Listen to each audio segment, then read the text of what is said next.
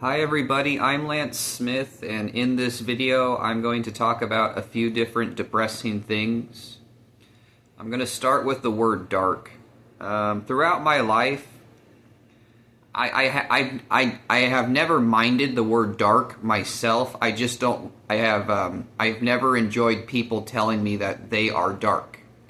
It's because when someone says they are dark, I don't know whether they're trying to tell me that they're strong or that they're a bully. It's one of those words that has a lot of different meanings to it to different people. And some I've ran into some people that'll tell you, darkness is all there is. You know, all there is dark and scary and painful and darkness. And it's silly to me. People like that. A way to express why that's it's kind of dumb and silly and irritating when people tell me all there is dark and pain. The idea is, so let's say you're a person, okay, here's your head, and there's nothing behind your head, and you tell me darkness is all there is, okay.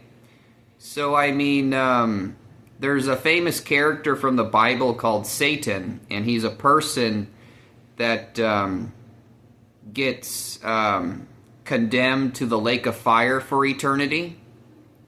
So, I mean, if you imagine yourself as Satan, okay, if you use imagination, okay, so, yeah, if you want to tell me that all there is dark and pain, okay, remember, here's your head. There's nothing behind you. Okay, so you can use what's called imagination, and you can let your mind fall into the lake of fire, okay? And so you use imagination to fall into the lake of fire, and you fall into the pit of liquid fire and metal, and you're stuck there forever, and you're in imagination, okay? Now, you're in darkness, you're in imagination, okay? Now, bring yourself out of the lake of fire, okay? Because you put yourself in the lake of fire, your eyes are spinning like fire Nazi swastikas, okay? And they're going black and white, okay? Now, bring yourself out of that imagination, okay? And then you tell me something like, yes, see, all there is darkness. Okay, I'm going to say, okay, so all there is darkness. What should we do now? And then you say something like, you should go get me a Mountain Dew and a cup of ice, okay? And then I'll tell you, okay, wait a sec. So life isn't just darkness. Life is also Mountain Dew and ice cubes, okay? And then you're going to say, yeah, okay. Life is darkness and, life is dark and Mountain Dew and ice cubes, okay? I'm going to say, is there anything else? Yeah. In life, there's not just dark, there's also Mountain Dew. Is there anything else? And you'll say something like, actually, I would like a bed, and or I would like a house. And in the house, I want a couch and a bed and a TV and a pillow and a blanket for the bed. Okay, so life isn't just dark, it's also Mountain Dew and ice cubes and pillows from Walmart. Okay, so I mean, when people tell me that all life is dark and is just darkness, it always irritated me. Okay, so I'm like, what are you trying to tell me? Okay, look, I get the picture of dying. Yeah, when you die, some people like to believe that you go to heaven. Some people like to know that you're just burning in hell under the dirt. Me personally, I like to say when you die, you fall into a rainbow and wind up in Candyland. Okay, that's just me. But anyways, when people tell me life is nothing but darkness, it has always irritated me. Because they use imagination to just take their mind into the lake of fire, of liquid fire and metal. And you take your imagination in there, and it makes your eyes spin like Nazi fire swastikas.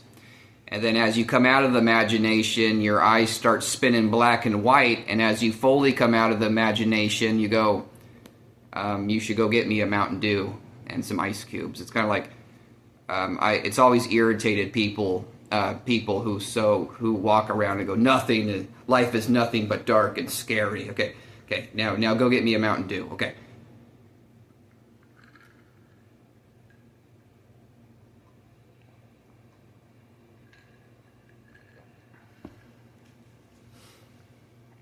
Okay, so what am I gonna talk about next?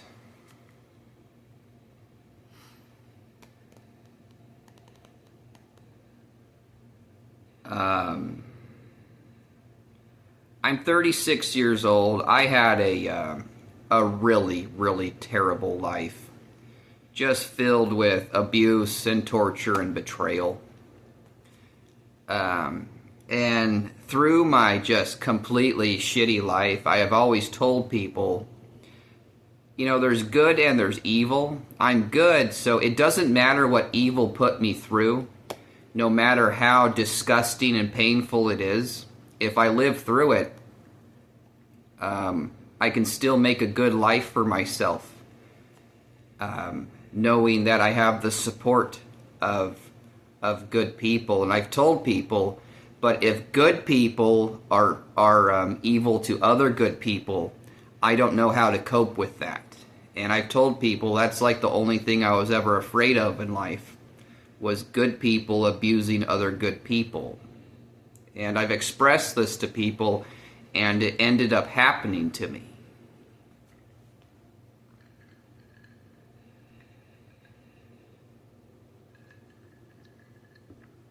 So good leaders put me through abuse because I told them that my life would be ruined if other good people abused me. So good leaders tried to ruin every aspect in my life. And if I'm honest with myself, and if I'm honest with everybody, it worked. They ruined every single aspect in my life. Yeah, if I'm completely honest, okay, everything is ruined. I don't appreciate one thing in life. I'm 36 years old, and a lot of people that knew me back in the days, they all knew me as someone who loved to play games and was really fun to play games with. Because of what good leaders have done to me, okay, all games are Jenga to me. All of them. There isn't one game that isn't Jenga, okay? Like, there are some really complicated, fun games to learn and play. It's still Jenga to me. Jenga is a really boring, stupid game, okay? All games are Jenga to me. Like, if you want to play golf with me, it's just Jenga. Yeah, if you want me to play a fun family board game, it's just Jenga, because good leaders tried to ruin games for me, and they didn't just try, they succeeded. And they didn't just succeed in games, they succeeded in every aspect in life.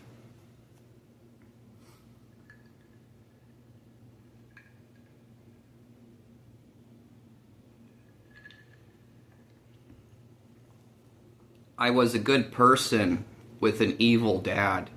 And at age 22, after my severe concussion, and my evil dad forged my signature on disability paperwork and started stealing disability money from me.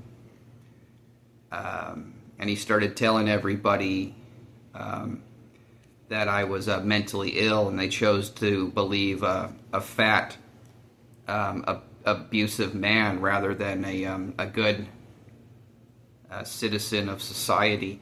My dad would tell me, yes, my dad has spent his entire life trying to ruin my life and get under my skin. but I've had hundreds of people in my life, and my dad was so stupid that he always thought that he was the only person in my life, but I was just observing the situation the entire time. But anyways, after my severe concussion, I was at his house one time suffering and listening to his dumb bullshit, and he told me, "Hey Lance, did you know that there's this boy who has nothing but a paper plate?" But yeah, he said something like, "Did you know that there's this boy whose face is nothing but a paper plate?"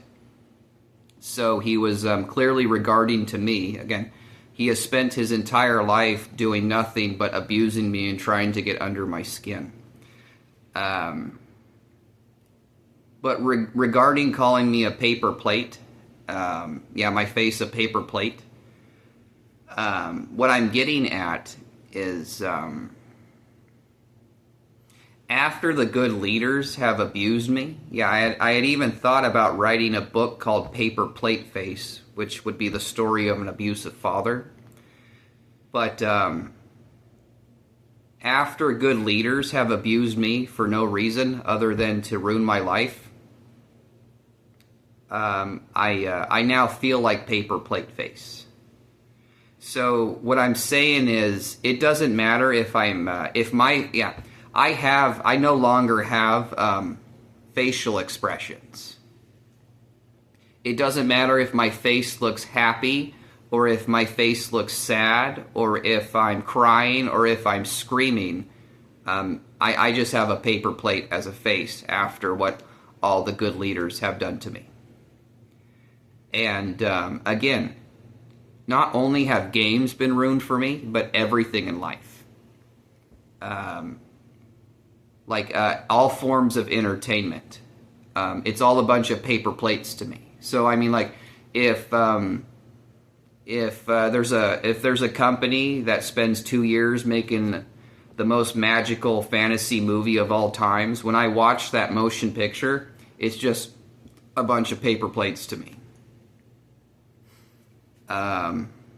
If you show me a big, breathtaking new canvas painting, okay, it's just a bunch of paper plates. If someone writes an amazing new book, it's just a bunch of paper plates.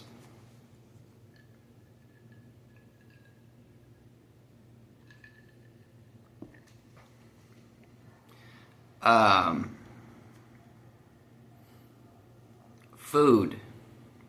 I've been trying to make this whole situation, I've been trying to be positive and make the most of the situation. But if I accept the truth, everything has been ruined. Like food, I'm trying to make the most of the food. And there was a time where I would give great recognition and, what would you say? Recognition and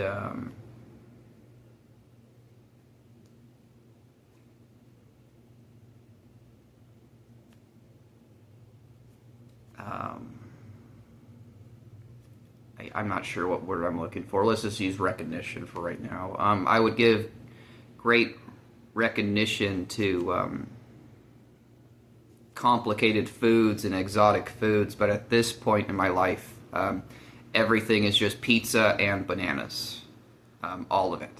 Okay. I can go to a 5-star restaurant, and they can give me a rare cut of filet mignon and top it with some kind of crazy corn pepper steak marinade and serve it with Swedish rice and the most difficult salad to make in the world and present it to me. It's just pizza and bananas.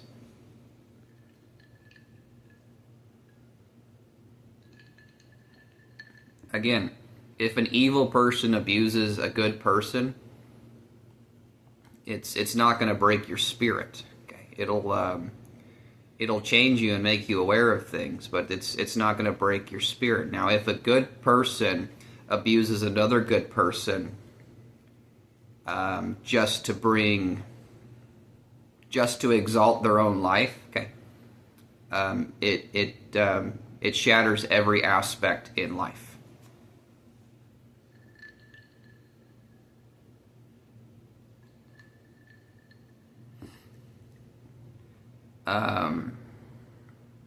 Some people may say with this attitude, you're never going to meet a girl. Okay. If you've gone through what I've gone through, okay, you don't really care if you ever meet a girl or not. Not just that.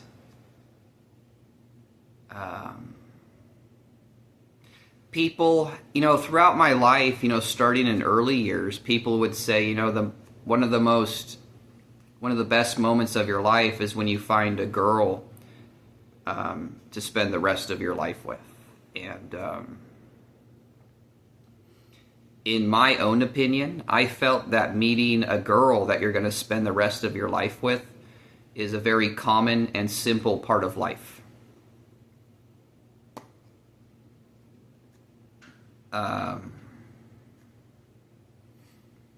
Yeah, and again, when I was growing up, I've heard that dads always loved me and moms always hated me. I would go into a friend's house and talk to their dad and mom together, and the mom would say something like, "So, hey, Lance, are you looking for a girlfriend?" And I said, "Yes, of course. I believe everybody's looking for a girlfriend." Yeah, I was like, yeah, I believe everybody's looking for a girlfriend. And the mom would say something like, how do you plan on finding a girlfriend? And I would say, I don't have any special plans on how to find a girlfriend. I'm right here right now, and then there's what I do, and I'm trying to find a girlfriend. Okay, and the mom would say something like, what do you plan on doing with your girlfriend when you find your girlfriend? And I would say, I definitely want to get to know her. I'm not sure everything that I want to do with her. I would say, I think it would be really cool to take my girlfriend to the gas station to buy a Mountain Dew and candy bars. And I definitely want to take my girlfriend fishing with me. So, and then the dad would smile and say, I love this kid. Okay, and the mom would get really upset. Okay.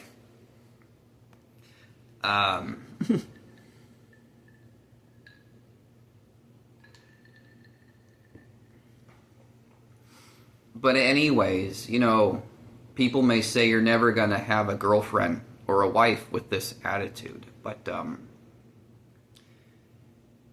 if you've gone through what I've gone through, it doesn't matter either way, okay? Because every aspect has been ruined, even having a girlfriend in a sense. So it's like I've thought to myself, if I meet my girlfriend that I'm going to spend the rest of my life with, if she tells me, okay, I'm into this hobby, okay, well, I don't care because that hobby has been ruined for me. Okay, she's like, I'm into golf. It's kind of like, well, golf is Jenga to me. And she might say, I have a lot of wonderful friends and family. Okay, I don't want to meet them. Okay, because if you have this powerful leader dad, okay, your powerful leader dad, yeah, she's got a good, powerful leader dad. Okay, your good, powerful leader dad is the one who abused me and ruined every aspect of my life. So, how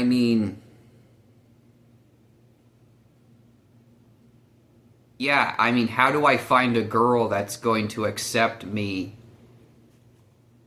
as I am?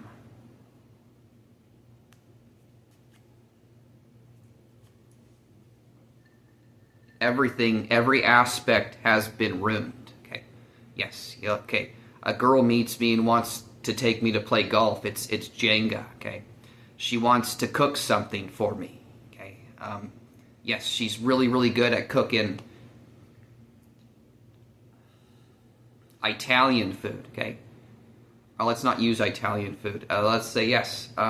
She's really, really good at cooking Cajun food. Okay, it's kind of like it's all pizza and bananas, and I don't really care how it comes together. Okay, or what it tastes like. Okay. Good leader. I am a good person, and good leaders did their best to ruin every aspect of my life, to get under my skin, okay, to ruin my mind, and they succeeded. Okay, so yeah, people may say you're not going to get anywhere in life with this attitude, but how can I escape this attitude?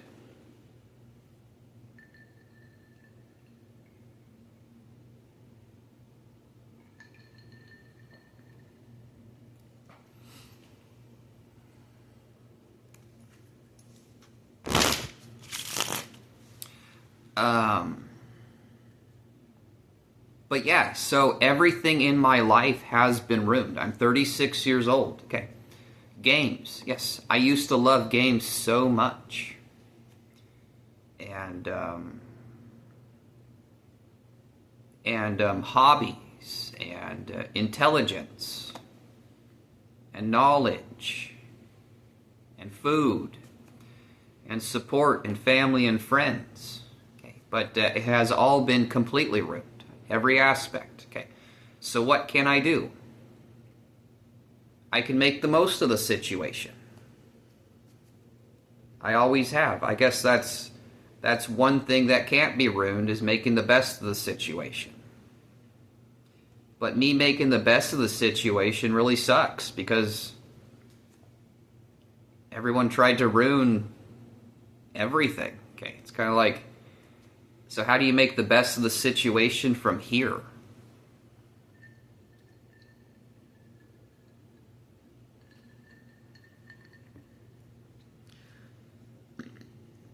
And you know, games, okay, look, I used to be so much fun to play games with. And I used to be really good at playing games. So what is a game? Look, ready? Yes. I mean, like, yes, let's say I have a girlfriend, and she says, do you want to come over to my parents' house and play a board game? Okay, well, what is a game? Okay, look. Well, it's a board game, and it's going to have, like, 10 different rules on it. So what makes the game fun is if everybody obeys the 10 rules of the game. Okay? Now, in my life, okay, look, there's rules of society, and there's rules of companies, okay?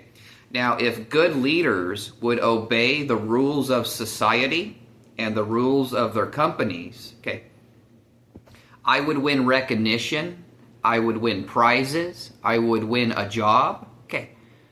I would win so much cool stuff, okay?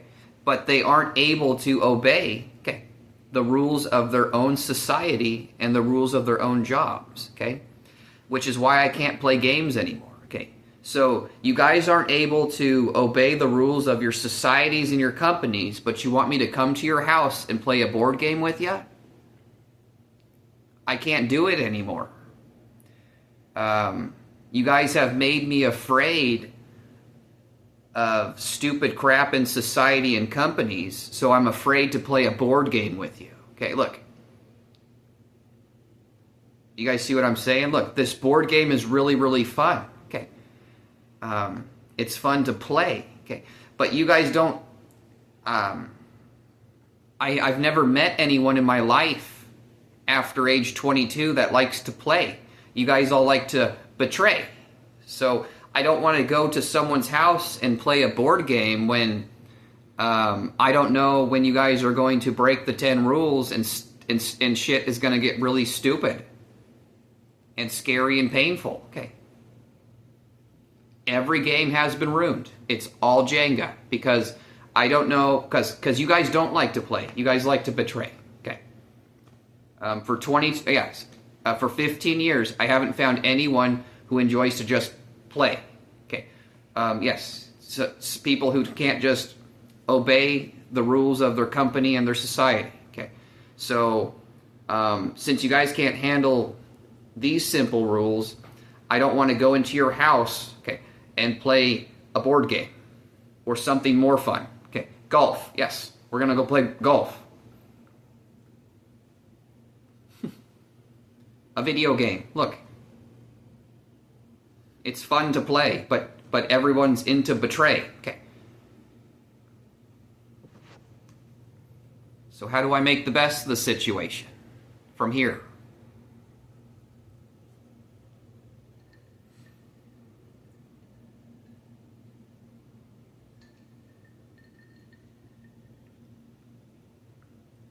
I'm an amazing artist.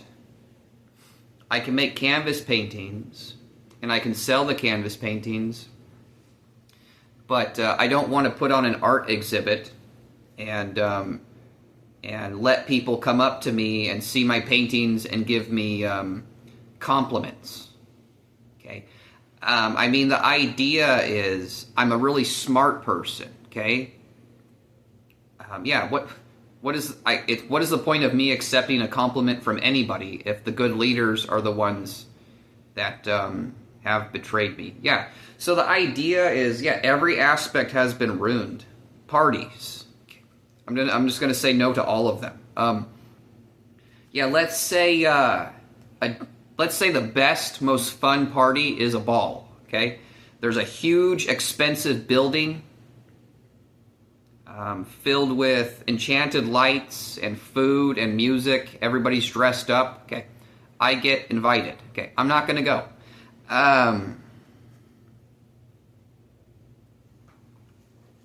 Here's why. Okay, look.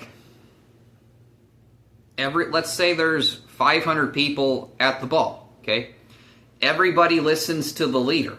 Okay, the leader has abused me, okay? I don't want to go. If I go to the ball, there's this chance in the middle of the ball, the leader is going to have a huge projected screen fall down and say, and on the screen it's going to say Lance Smith is a pedophile and a school shooter, okay? Okay? And I'm not a pedophile or a school shooter. I'm an innocent man that has never done drugs, okay?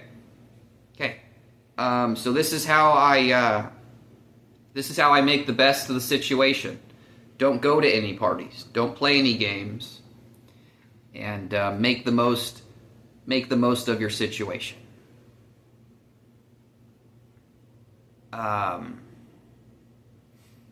Even though I have been abused from good leaders, I still treat others the way that I want to be treated. Okay. So I can get a job and collect my paycheck, and I can still have a family doctor, and I can still have insurance. So I'll always talk with my insurance agents in person and my family doctor, and I can treat my society the way I want to be treated, but there is no point in me going to any parties or outings or anything in entertainment, because entertainment to me is just a bunch of paper plates.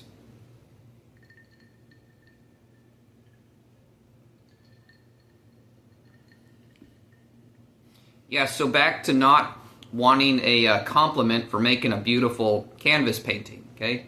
Why put on an art exhibit? So, you know, I've been illegally locked in jail before, and I've had $100, and I should be spending it on food. But I got smart, and I ordered stamps from jail, and envelopes, and paper, and I make this SOS writing, more like 100 different SOS writings, and, you know, they cost me like $20 to make, and I put them in the mail, and it gets sent to a professional detective's office, okay? When it reaches the detective, okay, there's 1,000 things that this detective can do for me. And I explain I'm an innocent man in jail, okay, being held by the power of a criminal judge. There's 1,000 things that he can do for me, okay? The simplest one is write me a letter back, okay? Give me a phone call, okay? Come talk to me in jail. Something real simple, okay?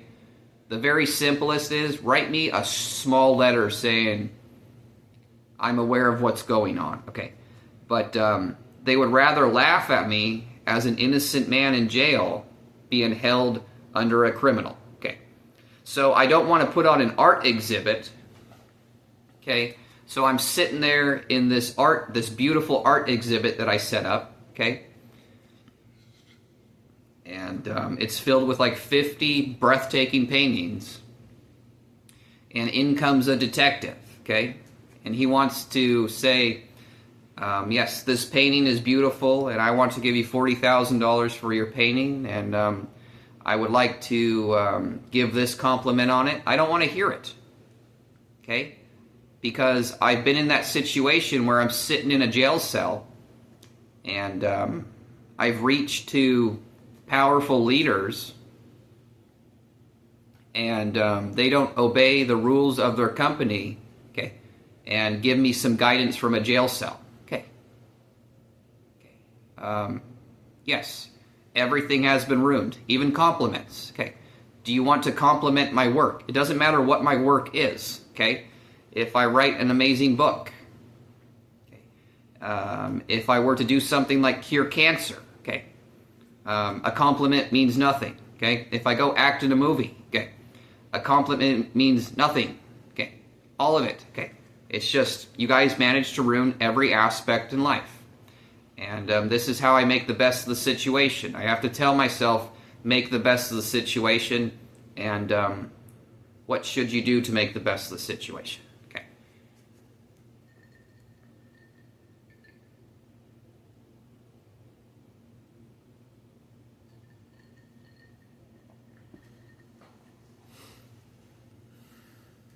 Again, my life was extremely messed up and irritating. So,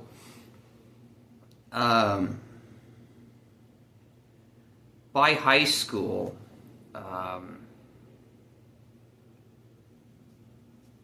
I believe all my teachers thought that I was mentally ill for two reasons. Okay, I was being abused by my father, and I wasn't doing anything about it, and I didn't have a girlfriend. So all my teachers knew that I was being hit by my abusive father, okay, and I never had a girlfriend.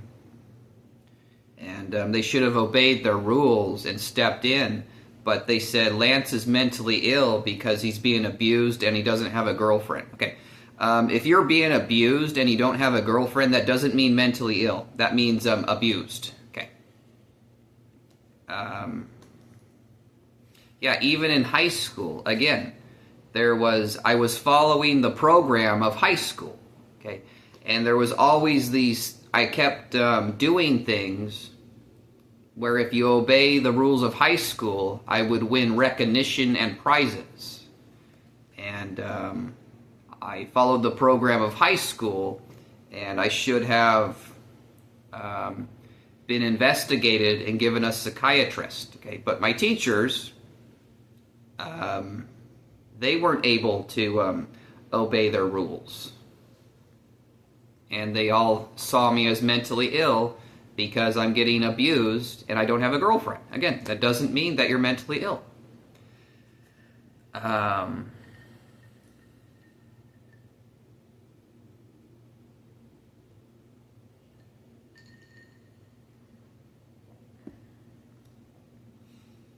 Let me see here.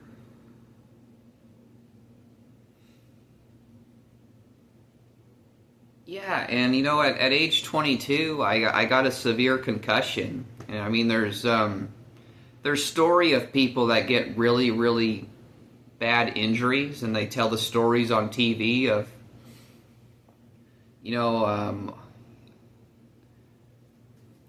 when I got in this car crash and I smacked my head against the window. Okay, this is all I remember, and then I woke up in the hospital, and the doctors were helping me. That was an experience for me. So, or someone says, I got this burn and it hurt so bad and I went into shock and this, and I woke up in the hospital and people were helping me. Okay.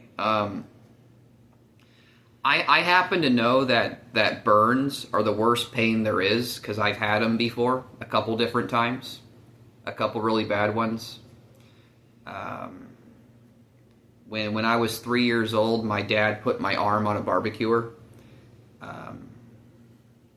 and so I felt that pain at the age 4, yeah, 3 or 4, and there was a couple other burns, but when I smacked my head, it didn't go into the pain of a burn, but pretty close, and it took me into a very deep pain. And when I came out of it, because it was a severe concussion, it was like a stubbed toe stayed in my head. So, I should have been able to tell people the story of how I got my severe concussion and how I wound up in the hospital being helped. But I don't get to say that, okay? I have to say how I got a severe concussion, and as a joke, a medical and psychiatric doctor gave me a Zyprexa pill. Then they put me in an ambulance and took me into a mental hospital. And even though my nose was broken, okay, and my skull was cracked and I had a vessel bleeding in my head, a psychiatrist said I didn't smack my head on the concrete, and then he started torturing me with injections of Zyprexa. Okay. So with my great injury, I don't get to say how I experienced this terrible injury, and then I finally came out of it, and I was in the hospital bed. Okay. Instead, I got rushed to a mental hospital where a psychiatrist started stabbing me with needles that I didn't need, and then I was in the severe concussion for 2 years. And after 2 years, I wasn't doing well either, because I was still being injected with Zyprexa needles. Okay.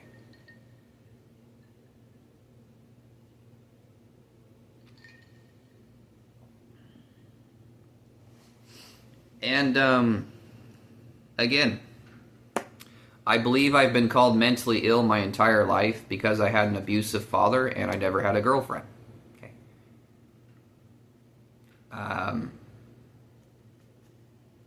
I was never mentally ill. I've actually spent my life working and studying more than most people my age, if not everybody my age.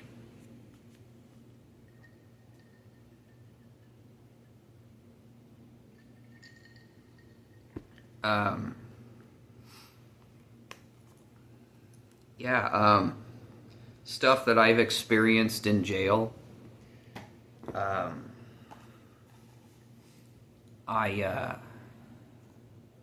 Well, look at this. This is a book that I wrote, and I actually I found a program on Amazon.com where if you're smart enough, you can use their system to create your own book. You upload your own manuscript into a program, and you edit your own book, and you design your own book. So I'm really smart, so I wrote my own manuscript, and I designed my own book. This is called The Corals of Zeus and Cupid by Lance Smith. Okay, so well, I titled this the Corals of Zeus and Cupid, but if you open the second page, it's 3 different stories.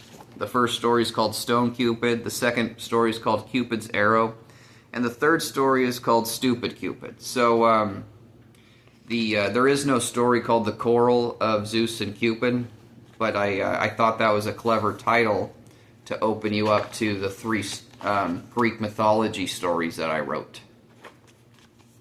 So I wrote these books while I was suffering from my severe concussion, and my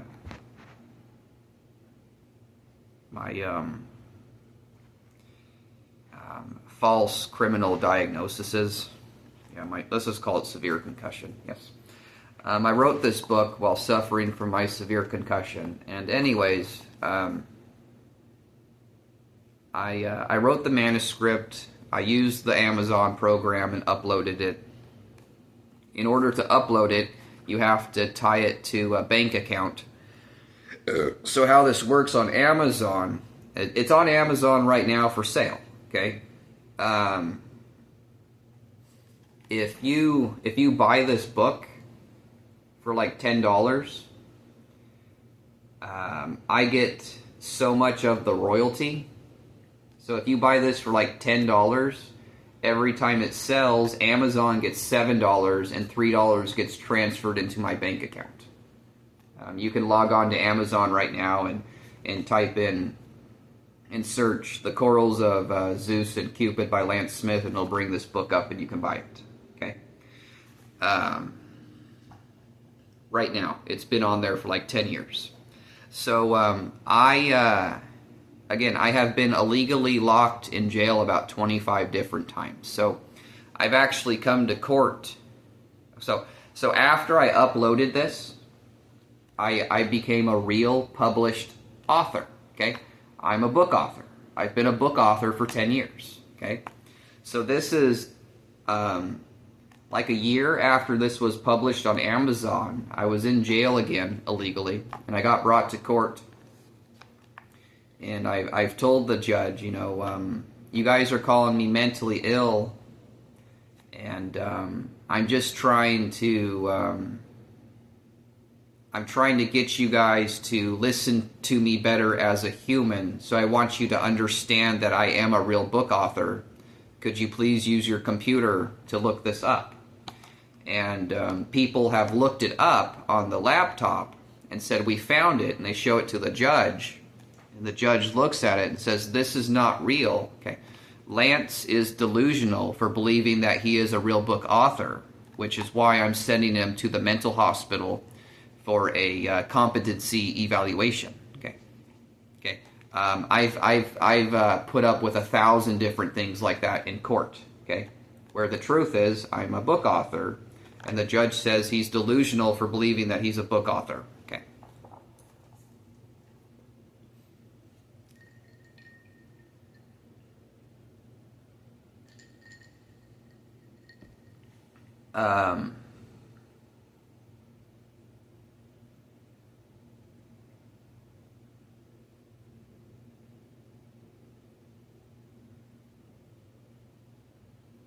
Yeah,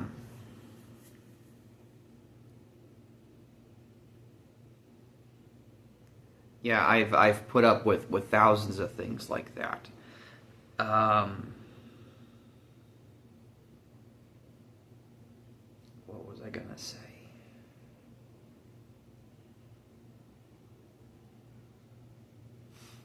But yeah, I've done this one before. Okay, so I actually wrote a decent manuscript called The Facebook Diaries, and I was trying to find a fun place to publish it, not through Amazon.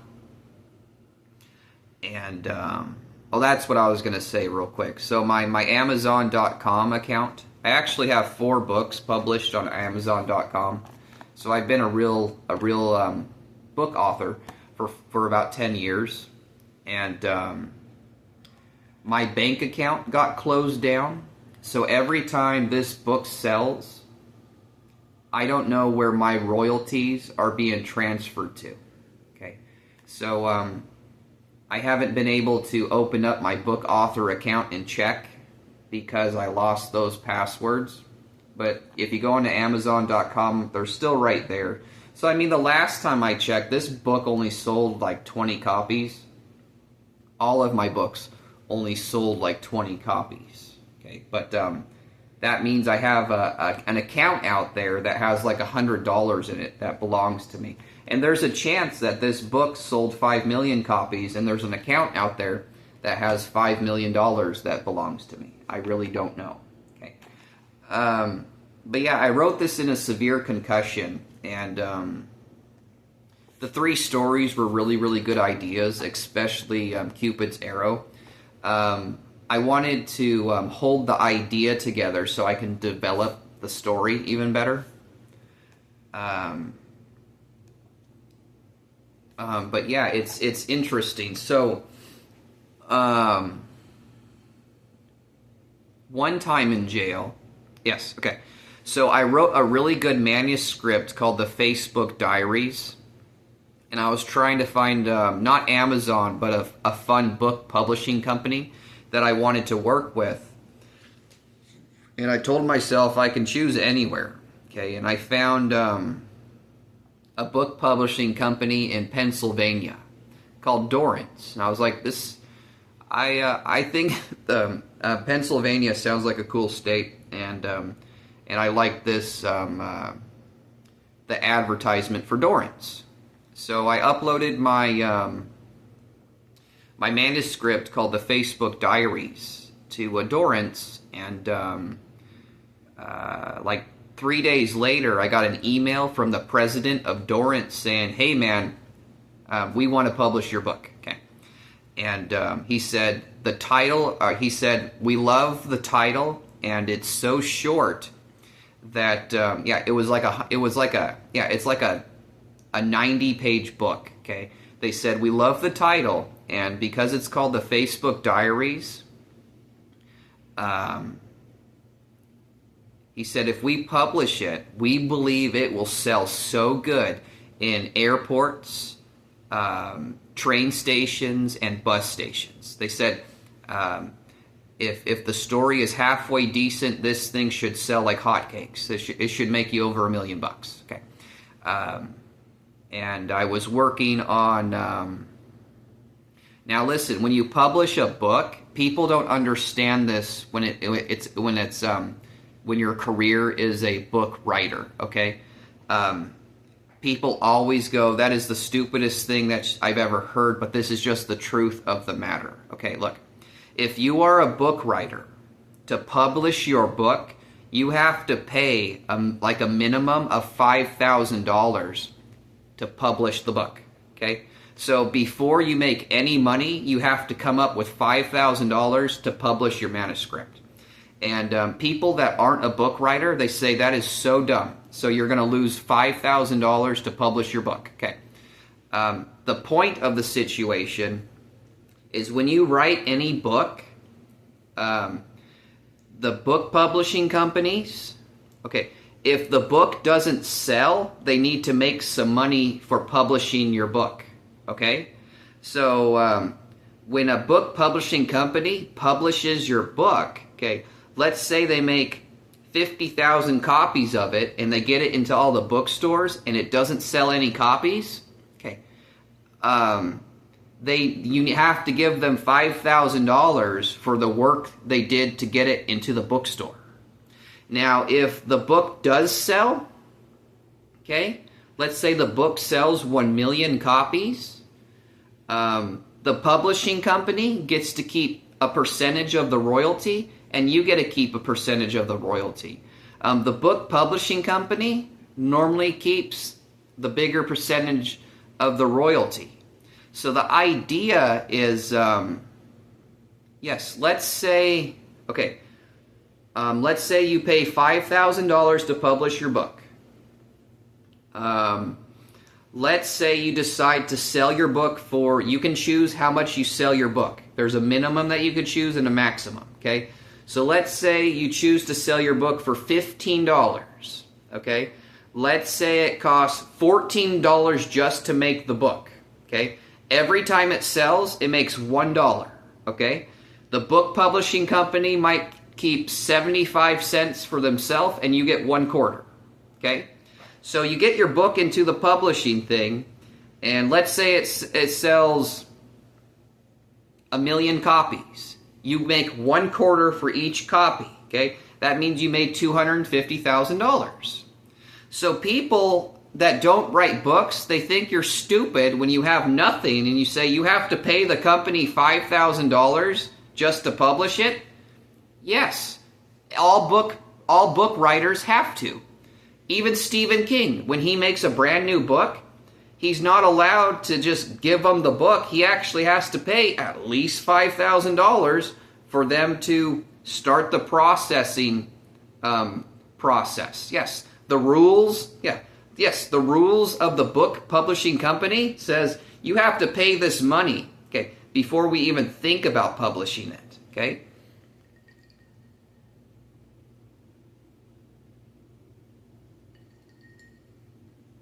So anyways, they accepted my manuscript and they said, we're going to start publishing your book after you pay us $5,000. Okay? they set me up on payment plans, and I started paying like $20 a month, saying I'll pay you guys $5,000 just as soon as I can. And eventually I got arrested, and I stopped making monthly payments, but they held on to my manuscript. They told me I can come back and make payments on it at any time. So I'm in jail, and I called my book publishers in Pennsylvania and said, I'm locked in jail. Can you guys send me a copy of my book contract showing that you guys have accepted my manuscript and the progression that we have made? And they said, who's it to? Okay. And I said, it's to my court judge and to my attorney. They said, we can do better. We will write it directly to your court judge. I said, thank you. Okay. So a couple weeks later, I got a big white thing saying, to Lance, and I opened it up, and there was a letter saying to the court judge from Dorrance, Pennsylvania book publisher. And I said, yes, this should get me into a speedy trial. Okay. Every time I go into jail, I'm just trying to get a speedy trial. So not only does my judge always go criminal, my attorney that the judge gives me is a criminal too. So I got brought to my attorney, and I said, look, could you give this to the judge? My book publisher wrote the judge a letter, okay? Could you show this to the judge so he knows that I'm getting a book published so that I can get a speedy trial? And I gave it to my attorney, and my attorney goes, I will never hand this to the judge. Okay, and then they sent me to the mental hospital. Okay. Again, a speedy trial simply means, yes, every person in America, if you get arrested, you have the right to plead innocent or guilty. If you plead innocent, you have the right to go to a speedy trial. Everybody does. Now, to go to a speedy trial, you have to be competent. Okay? It doesn't matter how stupid or mentally ill you are. If you're competent, the judge has to give you a speedy trial within 60 days. Okay? Competent means three things. You can obey the rules of court. You can wait your turn to speak. And you understand the charge against you. Okay? So I got arrested 25 times as an innocent man. And I pled innocent every time. I was always competent to go to trial. And every single time the judge said he's not competent, send him to the mental hospital where the criminal psychiatrist would torture me with needles. So that was my life for 14 years. And again, the entire time, I'm a very smart person. I've been reaching out to good leaders. And the good leaders could have done 1,000 things for me, but they all laughed at me why I got tortured. Okay, so now I feel like Paper Plate Face. Okay, every aspect in life has been ruined for me. Okay, I am an extremely good writer. I'm an extremely good artist. Okay, but there's nothing in this life that that is neat or fulfilling to me. Okay, it's it's all a bunch of paper plates and pizza and bananas. Okay.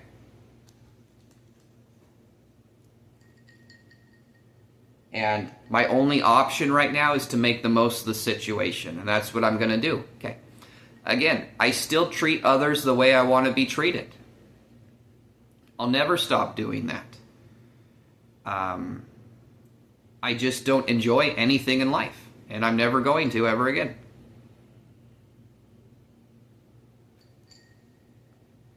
And some people may say, I mean, that'll change once you have a girlfriend. But this is, I'm a very strong and smart person. And get a load of this. I can embarrass any beautiful girl. I don't care if you're a queen or a princess or a model. I'm a man that has complete control of his hormones. So trying to turn me on is a huge joke.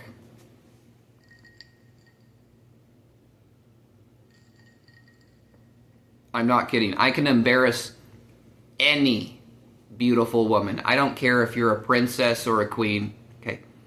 I have complete control of my hormones. So if you want to try to turn me on, I'm really going to embarrass you. Because everything in my life has been ruined.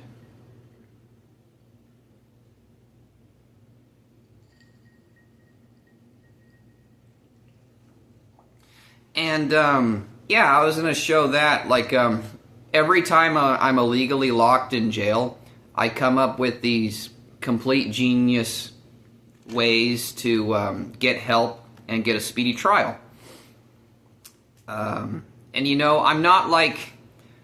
I'm in a city that is ran by good people. You know, it's not like overran by criminals.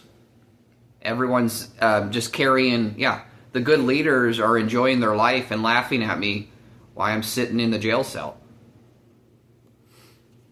But I kid you not, there was this one time I decided, yeah, every time I'm locked in jail, you know, what do? I preach good things to the criminals. I practice art. I practice writing. I practice poetry. One time I was locked in jail. I had just gotten done reading a couple Shakespeare books. I read Hamlet and Macbeth. And I decided to try to write like William Shakespeare, okay? And after a few weeks, I was able to do it. So the way Shakespeare writes, it's very poetic, yet it's extremely stiff, it pinches, and it's heavy, but at the same time it's poetic and it's fun to read, okay? It's an extremely difficult writing style. And he uses his own, he doesn't follow proper grammar at all, okay? Everything that you've learned in college and grade school, he creates his own structure of writing. He just drops the whole thing completely and says, I'm going to write like this. So, yeah, so when he's using words like beeth and seeth and oeth and doeth, it's silly, but those aren't real words. He's just created his own style of writing and words and poetry. Okay, so I'm in jail for 3 weeks. I'm practicing, and then I understood it, and I'm able to do it. Okay, so I'm sitting in there writing like William Shakespeare. Okay, yes, I'm using yes. Like I said, his writing style is very poetic, yet it pinches, okay? And it's fun to read because it pinches and it flows with poetry with silly words like oeth and beeth and seeth, okay? And so I'm in there and I finally get it, and it's so difficult to hold a writing like this together because you have to hold the style. You have to keep the style going, okay? So you write one piece, and your mind has to find a new piece that connects to it, and you have to keep it going, okay? So I'm in jail writing like Shakespeare, okay? And I'm being held illegally by the deputy attorney. Yeah, the deputy prosecutor attorney is holding me illegally in jail, and I write a couple short Shakespeare pieces, like 5 pages long, and I send it to the prosecuting attorney saying, look, I'm writing like William Shakespeare. It's clear that I am competent to go to trial. Okay, I've explained it 1,000 times, and now I'm writing like William Shakespeare. Okay, and they never respond to it. But yeah, I actually started writing a new William Shakespeare play called Meatloaf. Okay, it was I have to give myself props. It was a very fun piece to read how I was writing this play called Meatloaf. I wrote a really it took me like 2 months to write 20 pages. Okay, extremely hard to hold the style of Shakespeare together. I actually started naming the characters and in entereth this person and then exits this person. So I had his books, and learning from him, I started to use his styles of writing. So I'm in a jail cell with a pencil and an injured hand, and I'm writing like Shakespeare. And the judge and the prosecuting attorney is telling everybody, okay, he's not competent to to go to trial, and he's mentally ill. Okay, and I'm doing genius things to get good leaders in the city and in America to help me, and everybody's just laughing at me. Okay.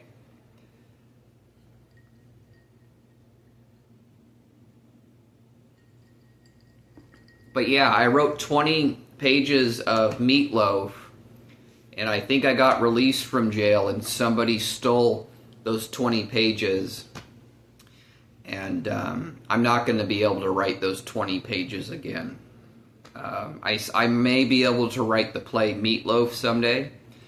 But again, to write a story like Meatloaf, I have to focus on that story and just that story alone. You know, I need what do I need?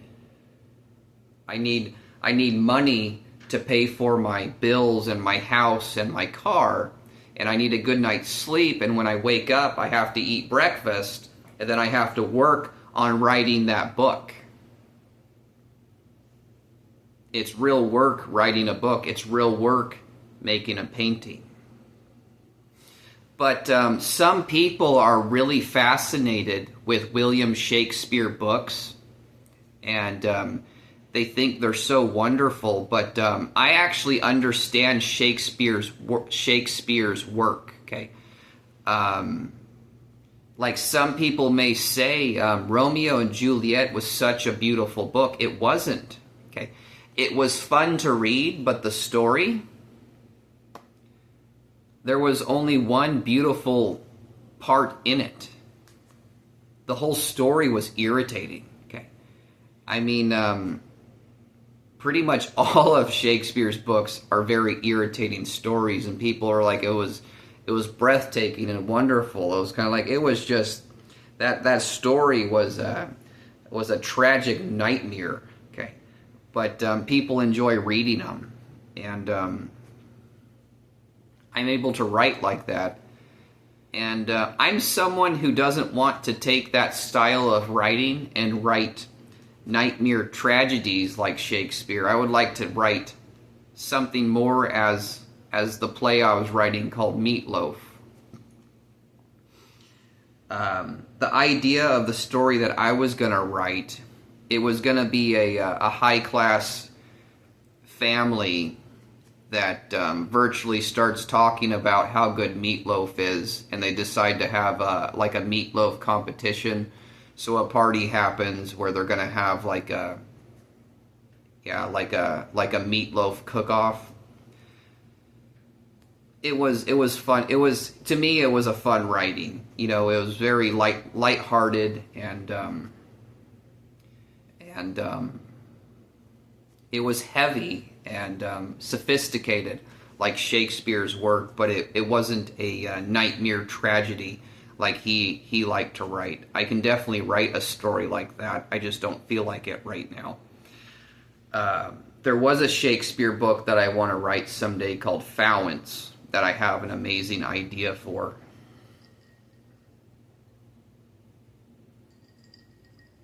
The idea is there's a high-class family, and there's a prince named Fowance that as he gets older, he doesn't appear to mature and become sophisticated like everybody in his family. So the idea is it's a very comedic prince named Fowens. I mean, there was this. Yeah, I think I may have. Yeah, there was this part that I was brainstorming for Fowens, and I think I wrote this part where a brother, Fowens and his brother are talking to their grandpa or something like that, and his brother says something, I've studied in school for 8 years now, and I've landed this job, and I have this great wealth, and I think his brother says something like, "Hey, Fowens, what kind of great wealth do you have?" And he goes, "Well, I've got a great wealth that you do not obtain." Okay. And he does something like he pulls out a rusty quarter, and he goes, "Well, I have this rusty quarter right now, and I could put it in a gumball machine." Okay. And all of your money and your credit card, okay, aren't going to be able to get a gumball out of the gumball machine. Okay. And but I wrote it in the style of Shakespeare. You know how they talk very poetic and stiff and complicated and heavy, and they're talking about Fowens is talking about how he has an old rusty quarter, and his brother gets really, really upset with Fowens talking about a rusty quarter. Okay.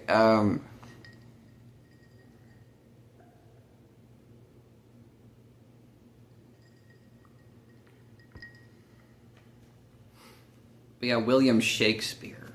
And they said that William Shakespeare used to create new words.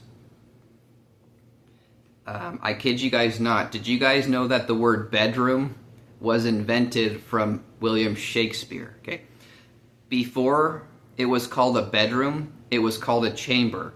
So if you had a house and your kids all had their own bedroom, your kids all had their own chamber, until Shakespeare said it would be better if we all called it a bedroom, and everybody agreed.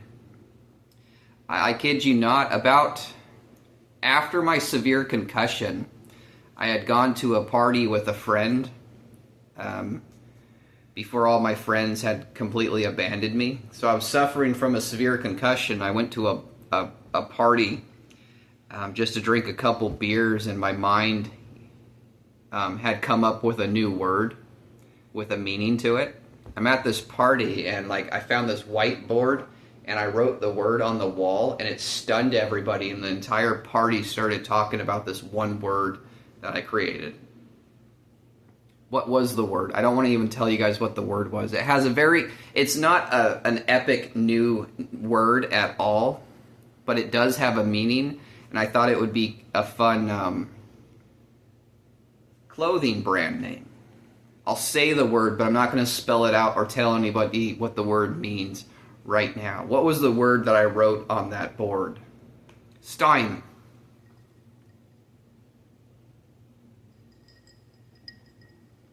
The word has a meaning. It's not a big deal like bedroom, but it does have a meaning, and it would be a cool clothing name. Stein.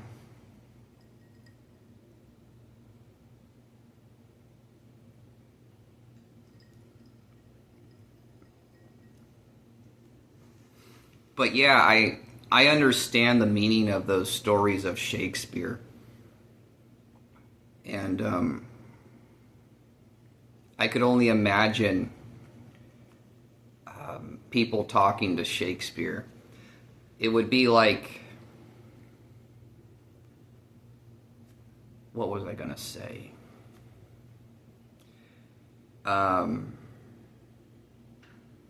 Yeah, from my experiences,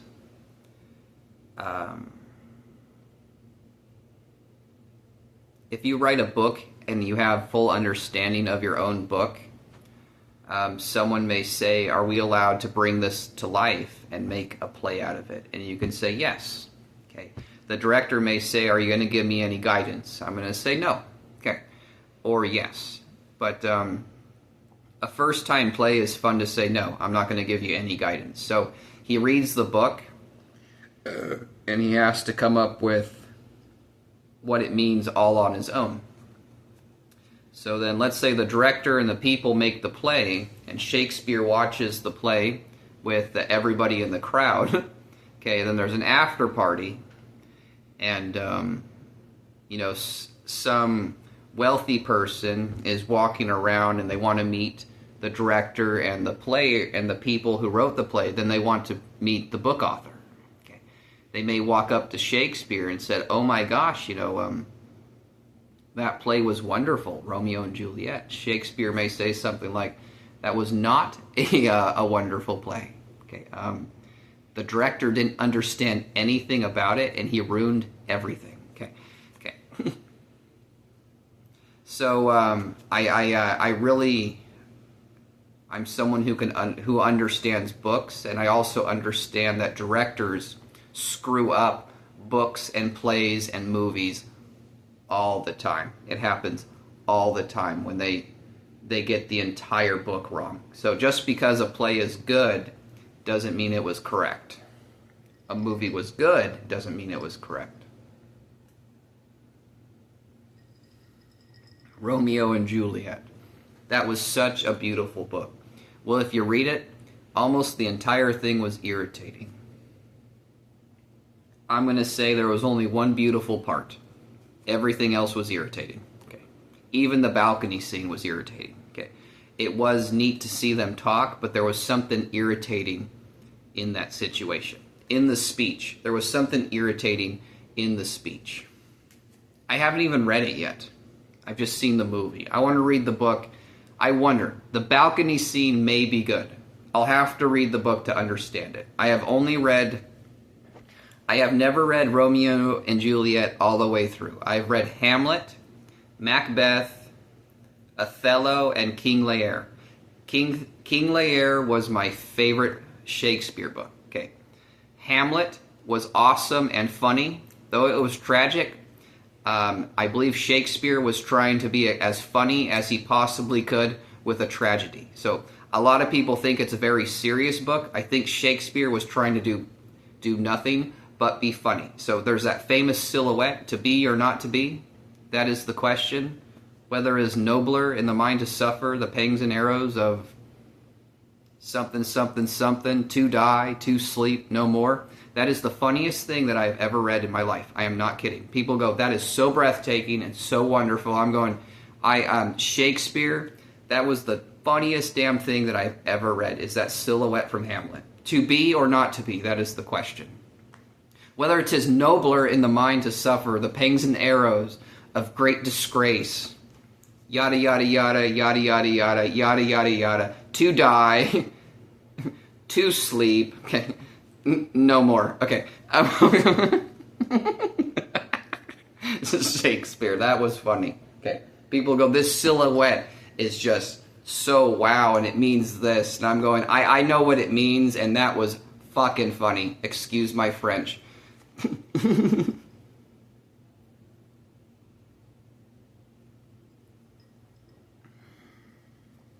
Again, everything in my life has been ruined, but I'm making the best of the situation myself. Again, let's see here. Where was I going to go next from here? Maybe talk about books a little bit more.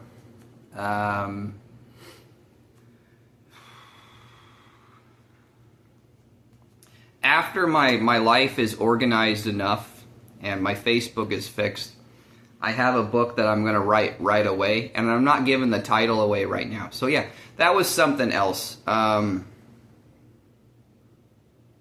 Success. I've always been a successful person, even when all of my money and belongings were stolen from me, and I was framed as a criminal. I continued to be a successful person in life with what I had to work with. Even in poverty, I was successful. Even as a homeless man, I was successful. I always made the best of my situation. I'm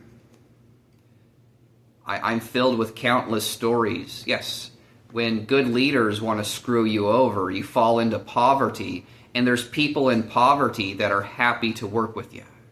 So, I mean, I've told people, even when I'm homeless and in poverty, I'm still in the high class. And I've told people there's a difference between being in the high class and being an asshole. Okay, so I've never been obliged to talk to anybody in the high class. I have only met assholes in my life. Okay, I haven't met one person that has been high class. Okay. But I have met some very classy people in poverty that are so wonderful.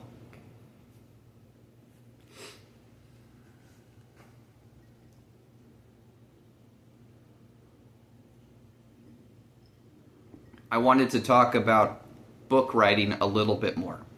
So after I get my life organized enough and my Facebook is fixed and I have a good bed to sleep on rather than a couch, and I have a nice table with a nice computer, I have a really fun book to write. It's I'm not even going to give the title away right now because it'll explain. Someone might steal the title, and it'll take my let's see here. Yeah, it'll ruin the experience for everybody, and it'll take away my peace of mind. But it's going to be a real easy book to write, but a book that a lot of people are going to enjoy reading. Like I know that this book will sell 5 million copies easy. Okay, this book is easily going to make me a couple $1,000,000. After I write that book, I'm going to write a pretty difficult story.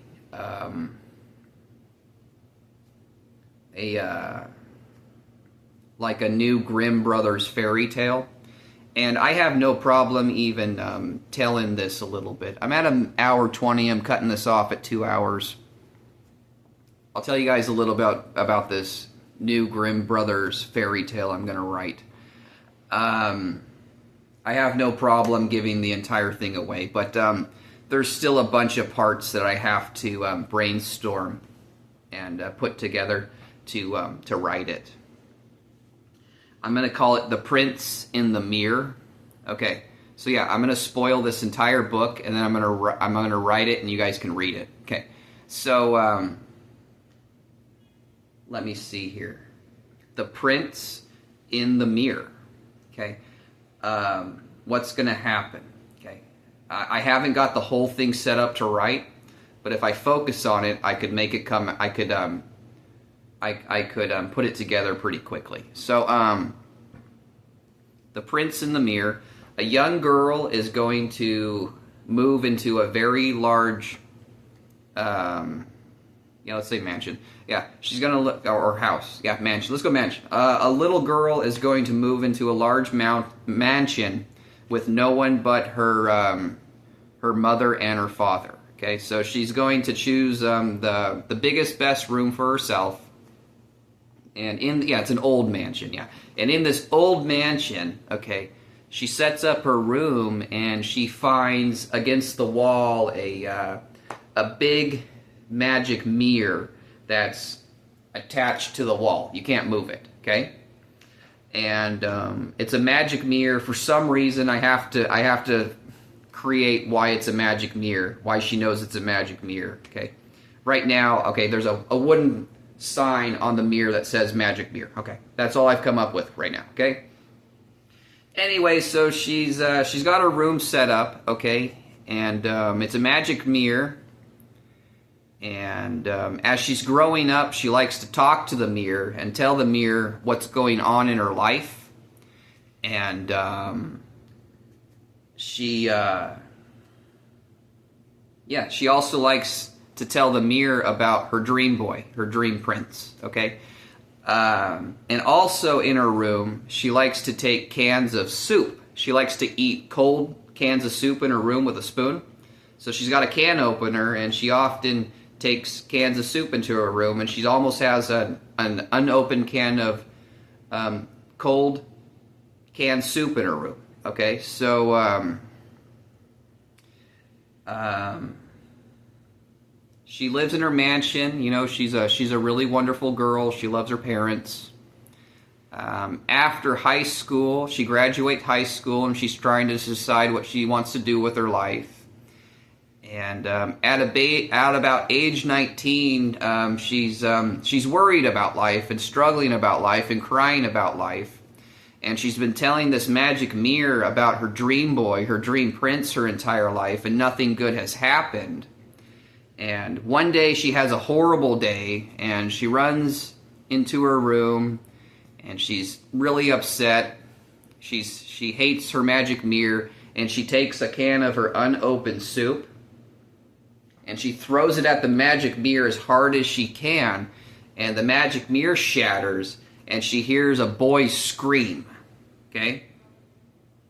And when the glass is done shattering, she goes and looks in, and there's a boy stuck in the wall behind the mirror, and his head's bleeding because he just got hit in the head with a can of soup. And she pulls the boy out, and it's his dream boy. It's his prince. So that's going to be the Grimm brothers' story, The Prince in the Mirror.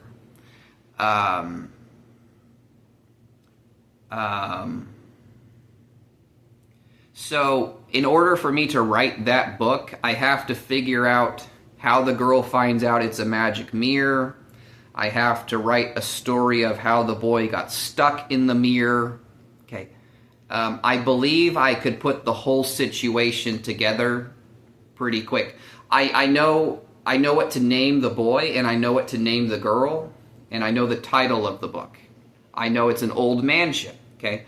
But in order for me to write that book, I have to just concentrate on writing that book, okay? I need a good bed. I need a good table and computer. I need a good night's sleep. I need good and healthy food. Okay? I need insurance. I need money. Again, everything's been ruined in my life. How do I make the most of it? Okay?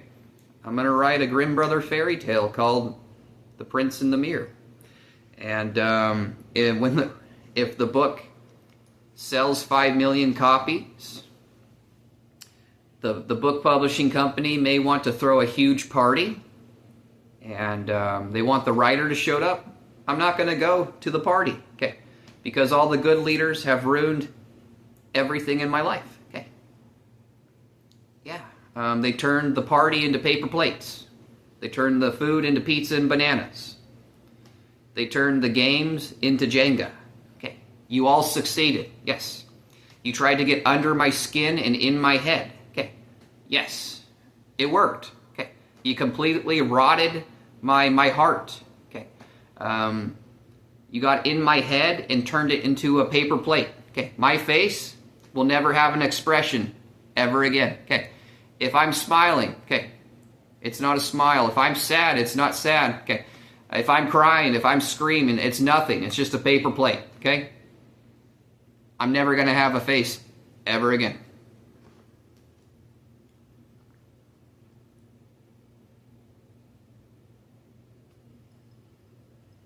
And again, my dad, he's a fat, ugly man.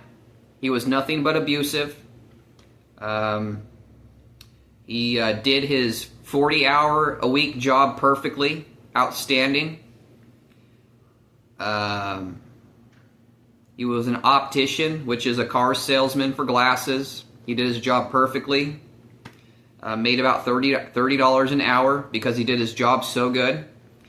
Outside of work, he was a rotten, abusive man.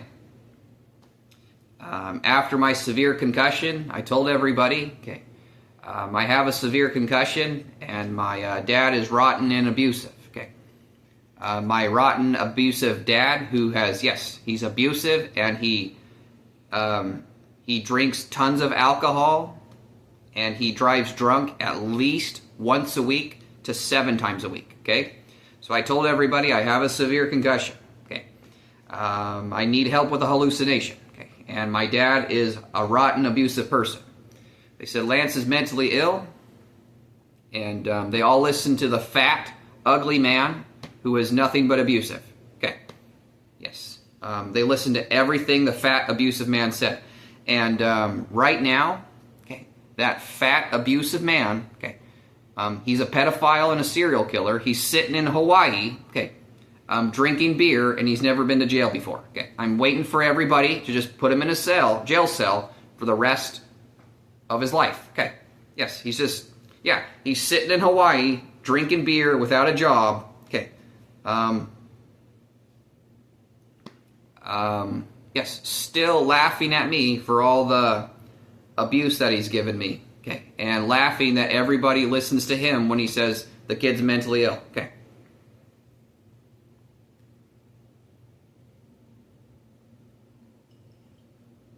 And what I'm more upset about right now is my criminal payee. Okay, he has stolen $16,000 from me one time, and he has stolen an additional about $6,000 from me other times. Okay. 2 months ago, he just got done stealing $300 from me.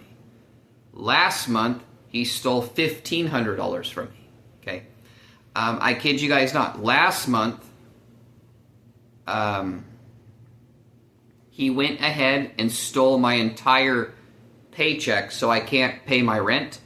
So now I have to go to the Social Security office and get that fixed.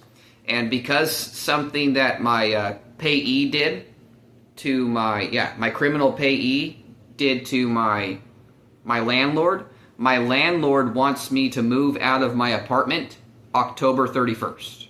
Okay, so now I have to go talk to the Social Security office and deal with my landlord so I can stay here. I really like my apartment. It's very, very old and ran down, but even when I buy my own house, I want to keep this apartment just for canvas painting. This is a very old and quiet apartment duplex, and I want to keep this apartment just for canvas painting. Okay. Again, so I'm asking all the good leaders who watched this video, okay, what do I need from you guys right now? Okay, my entire life has been ruined. I'm never going to go to a party ever again. I was going to tell you guys that. Yeah, there isn't anything in life that I'm happy to be. Not one thing, okay? I'm not happy to be an artist, a canvas painter, a book writer, okay? A celebrity, okay? A grocery store clerk. There isn't a doctor. There's nothing that I am happy to be, okay? If I were to win...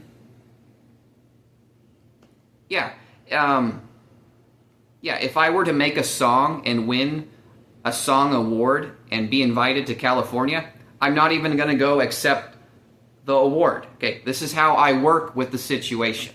Okay, so you guys ruined every aspect of my life. It worked. Okay, so what do I want from you guys right now that are watching this video? Okay,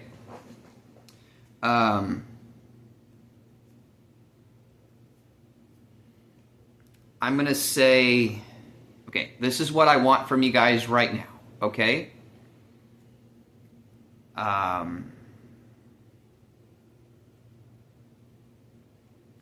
want you guys to call my landlord and say, Lance's payee is a criminal and we're helping him get it fixed.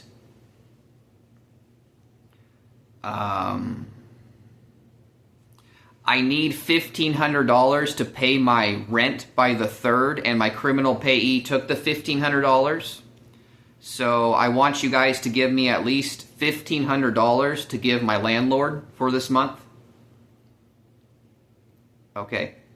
Again, I've said that I'm not obsessed with money. I'm just obsessed with money that belongs to me. So if there's any legal money that belongs to me, I would like it right now. Okay. And I would like you guys to bring me a brand new Ford Focus, an automatic Ford Focus, okay? So you guys ruined every aspect of my life. Okay. You guys framed me as a pedophile and a school shooter. Okay. You guys stole all of my money. You guys stole my identity. Okay. You guys stole everything from me. Okay.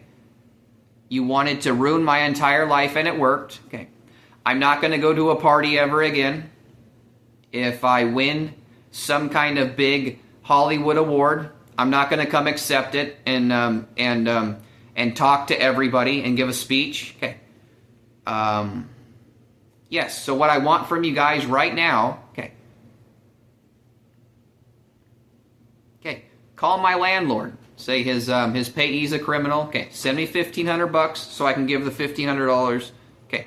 To my landlord. After that. Okay. Give me my legal money.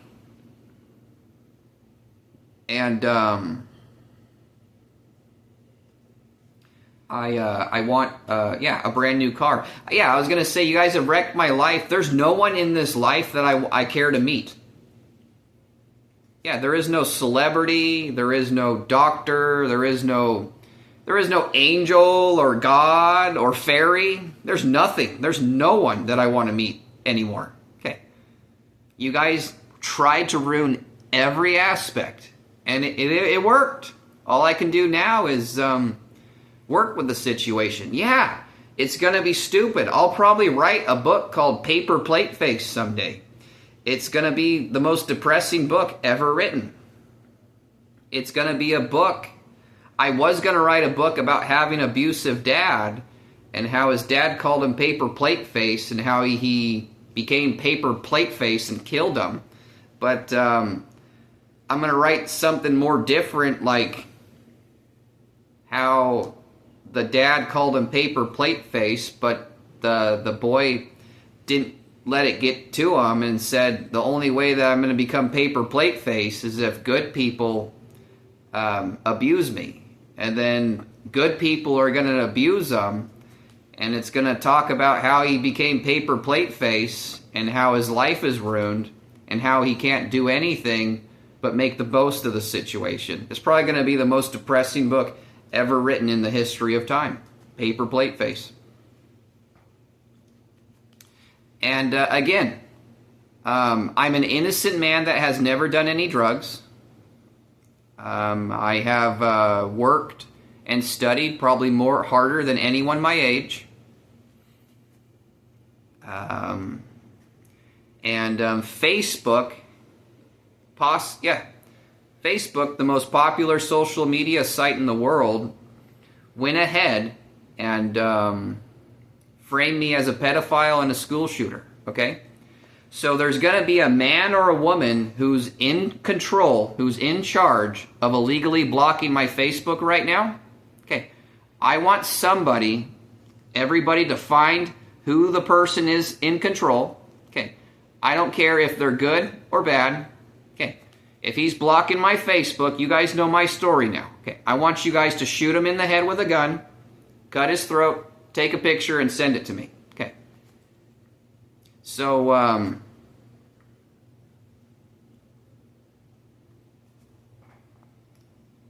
you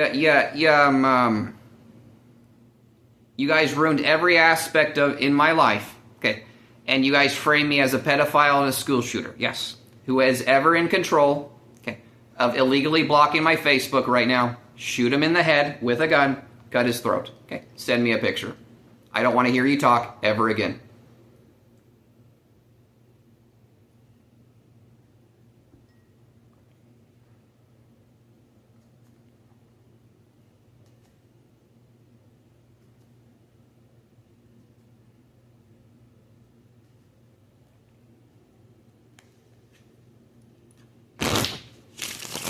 What else was I going to say?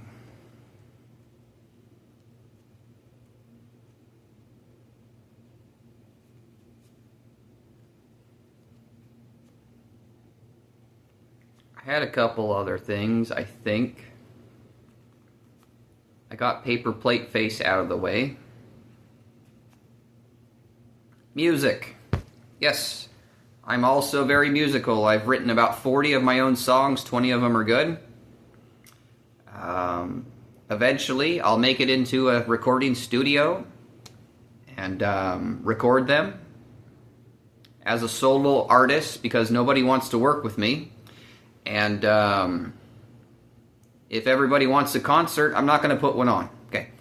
I'll probably call my first album something like Lance Smith, Stick in the Mud. Okay. Again, that's how I make the most of my situation. Look. I know how to end this, but I'm getting here. I'm getting there.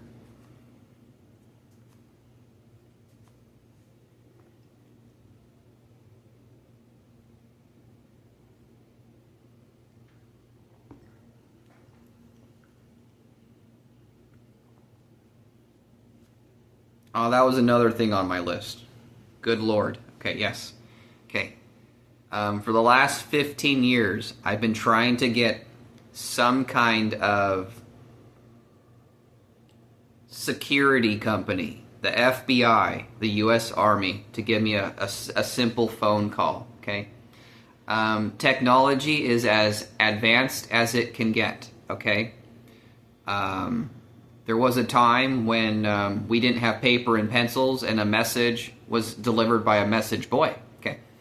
Then mail happened and we could write messages to each other, okay? Then telephones happened and we could use house phones to call each other, okay? Nowadays, everybody has a cell phone in their pocket that works better than a walkie-talkie, okay? I'm trying to get the FBI or the U.S. Army or a detective to call me and say, hey there, Lance, okay? We are aware, okay, that Facebook has framed you as a pedophile and a school shooter, okay? We're aware that you got tortured, okay, in the mental hospital. Or, yes, we're aware that you got tortured in jail in a mental hospital for 15 years, okay? We are aware that you are in between two criminals right now, a psychiatrist and a criminal payee, okay? That's what I want more than anything right now, yes. A simple little phone call, okay?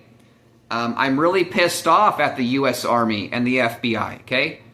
This is as advanced as technology can get, and you guys aren't able to give me a phone call, okay? Again,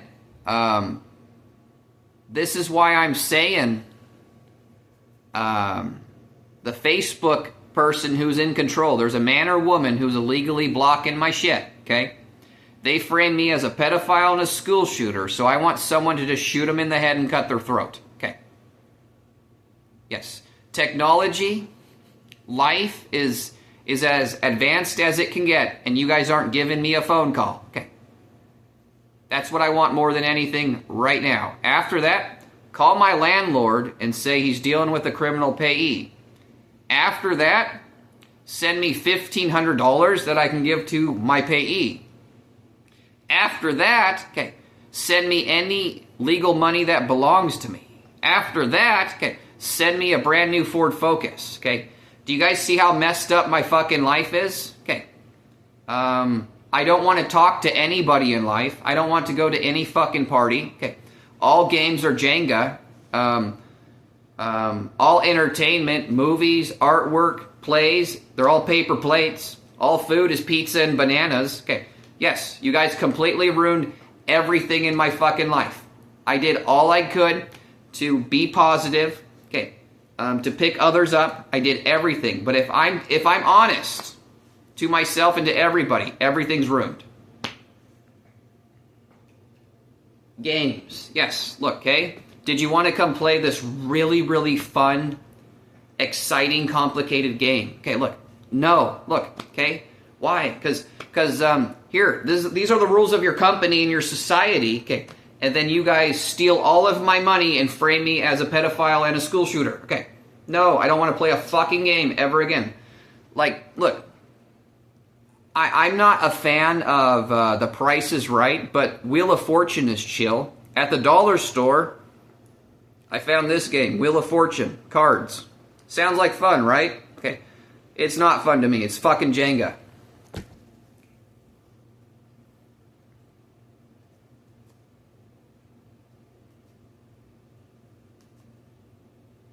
I'm waiting for a phone call from some kind of security company, okay?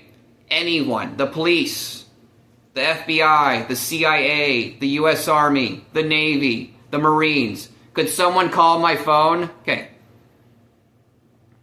This time, just shut the fuck up. Okay, and go, all right, Lance, we're seeing eye to eye with you, okay? Okay. You guys shit on me the best you could, and it fucking worked. All you good leaders, you wanted under my skin. You wanted in my head. Okay, okay. I told everybody, the only way that my life can get ruined is if good leaders fuck me over. You guys did it, okay? There's nothing in this life to offer me. It's like here comes a beautiful girl. Okay.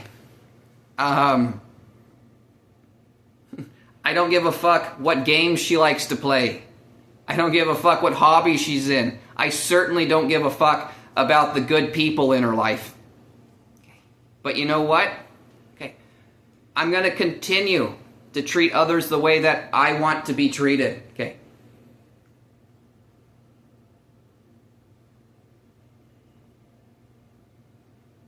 I'm going to work with family doctors and insurance agents and make the most of my life. Okay.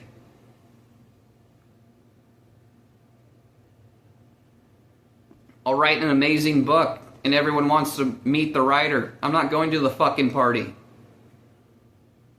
Oh, I'll make $20 million with this music record. You guys can throw a big fucking ball in a big ass, the most beautiful building there is, and the party's worth $5 million. I'm not gonna fucking come. Okay. I don't, look. Yeah. Did you guys want me to come and try the fucking punch and sponge cake? Okay. And talk to all of you? Yeah. Again, no one likes to play or talk. Okay. You all like to betray. And be, yeah. Celebrities. Yeah, who gives a fuck? Okay. Leaders, who gives a fuck? Okay. What the fuck is everybody, like, teaching everybody right now? What are the fucking leaders telling everybody?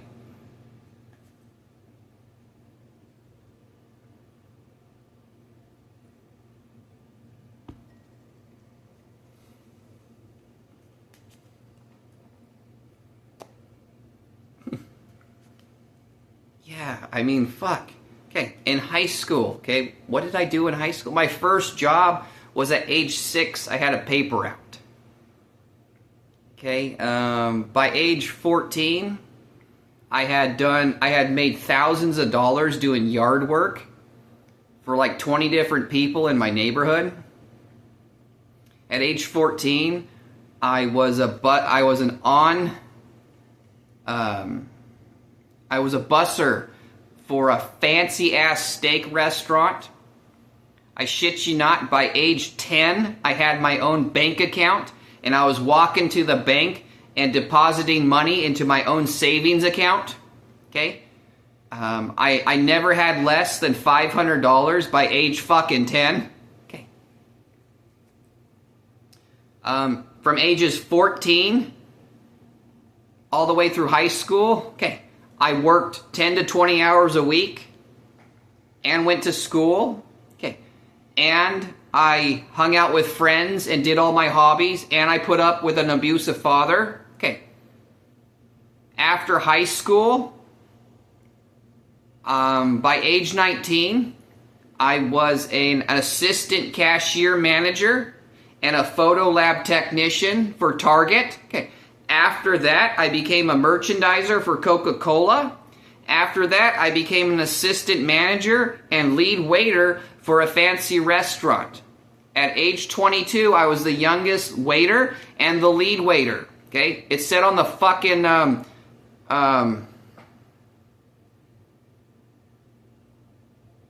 job, yeah, it said on the report for the week. Lance is the lead fucking waiter. Okay? Okay? I got a severe concussion. Yeah, I had a common hallucination and then a severe concussion, and everybody listens to my fat fucking dad. Okay, Lance is mentally ill. And everybody said that Lance has never had a job before. Okay, he's mentally ill. He never went to school and he's never had a job. Okay. I had my first job at age 6. Okay. Oh, man. What are all the good leaders in life doing right fucking now? Okay. What are you fucking telling everybody? Holy fucking shit. You guys told everybody that Lance was mentally ill, he's never had a job, and he never went to school. Okay. So could the good leaders all shut the fuck up? Okay. Call my goddamn phone right fucking now. Okay. I don't want you to wait till tomorrow. Okay. Call it right fucking now. Okay. Let me know what the fuck is going on. Okay. Call my goddamn landlord. Say, look, he's dealing with a criminal payee. Okay. Send me $1,500 to give to my fucking landlord. Okay. Send whatever legal money it is to me. Okay. If it's $500, it's $500. If it's $5 million, it's $5 million. Okay. But I want it right fucking now. Okay. And give me a fucking brand new car. Okay.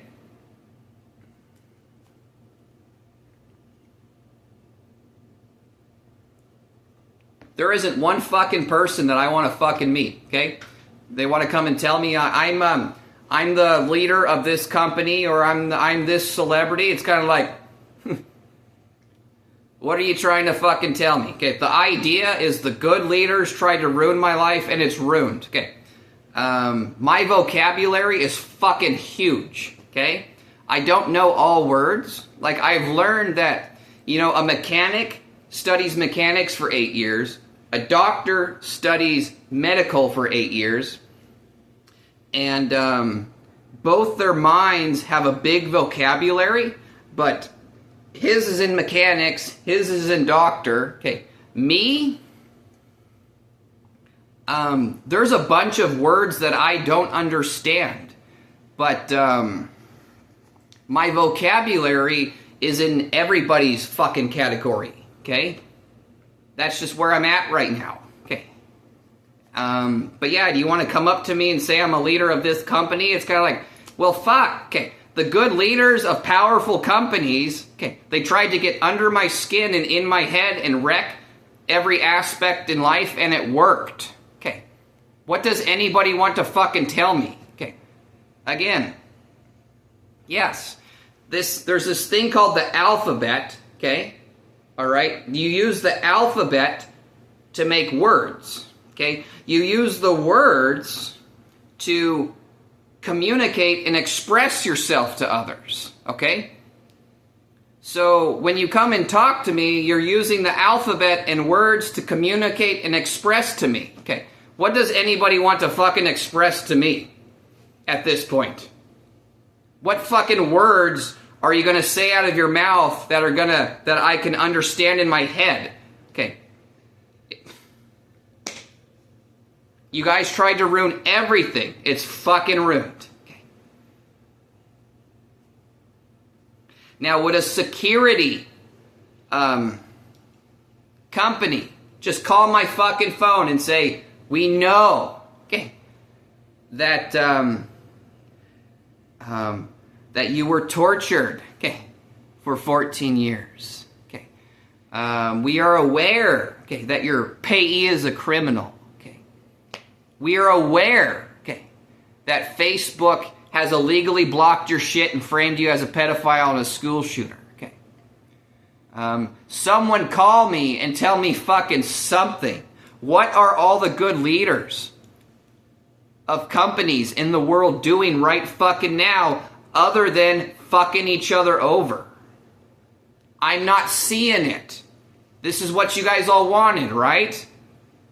This is what you guys have all created in my life. This is where my life is right now.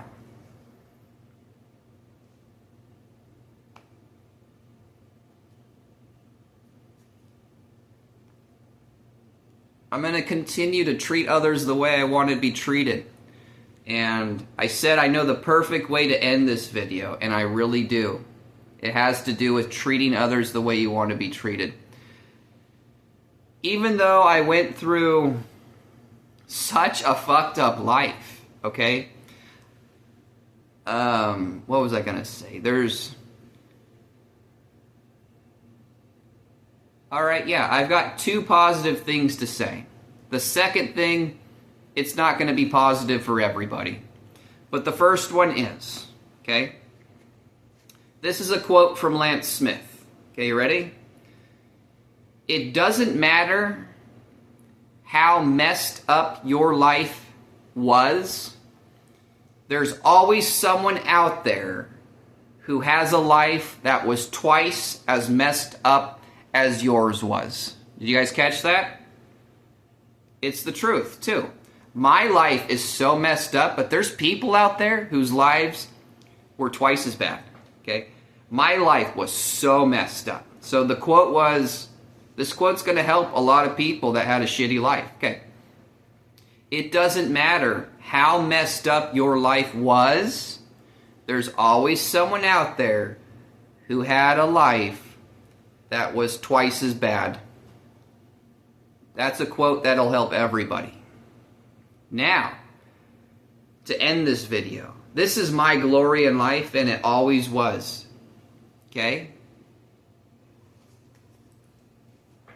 Have you guys ever heard that old saying? I don't know who said it first or who was recorded to say it first. There's this old saying, an old quote that goes, "The only thing to fear is fear in itself." Does anybody know what that means? I may be the only person on the planet that knows what that very old quote means. The only thing to fear is fear in itself. That means the only thing to fear in life is yourself. That was always my glory in life. And that will always be my glory in life. Because I'm not afraid of myself at all. Okay. Not even a little bit. And so many of you are afraid of yourselves. Okay. Even if you're a good leader, but there's this little part of you that likes to be smart and mean, okay? That little piece of you that enjoys being smart and mean, you have that to be afraid of in your life, okay? Until you stop being that little smart and mean part of you. Some of you good leaders have a big smart, big mean part, and you have that to be afraid of. Me? I'm not afraid of myself at all. Just because I don't enjoy life doesn't mean that I'm afraid of myself. I will always treat others the way I want to be treated. Okay. I will always be polite and well-mannered out in my society. Yeah, I'll always treat others the way I want to be treated. My glory in life is I was never afraid of myself. And I never will be afraid of myself. And the only thing to fear is fear in itself. The only thing to be afraid of in life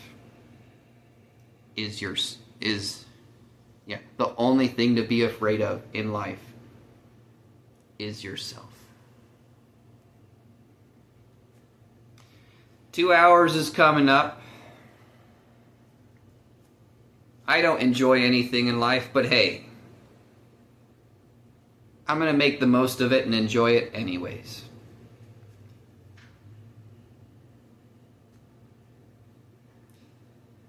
Yesterday I went to a church and I was kind to everybody. And I stood in the yard and in the shade and I played the guitar, and 2 different old people came. One gave me $5 and one gave me $10. So I have $15 today. After this video, I'm going to walk to the grocery store and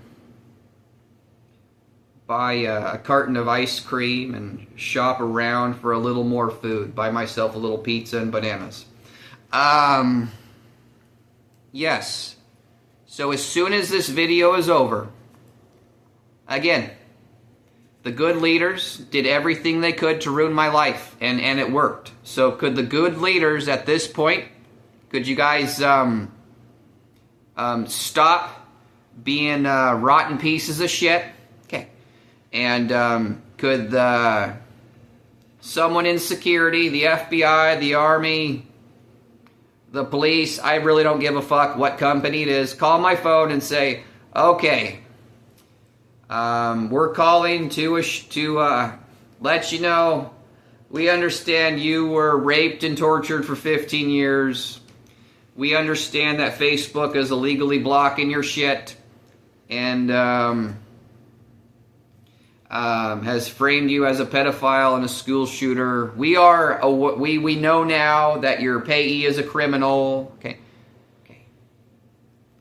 Could someone in security give me that motherfucking phone call right fucking now? Okay. You guys were wrong to make all these choices against me. Every single one of them was wrong. Okay. None of them will be glorified in any fucking direction, I can assure you. Okay. No one wants to hear we fucked Lance over here to make this good thing happen in life. Just, okay. Don't try doing that ever fucking again. Okay.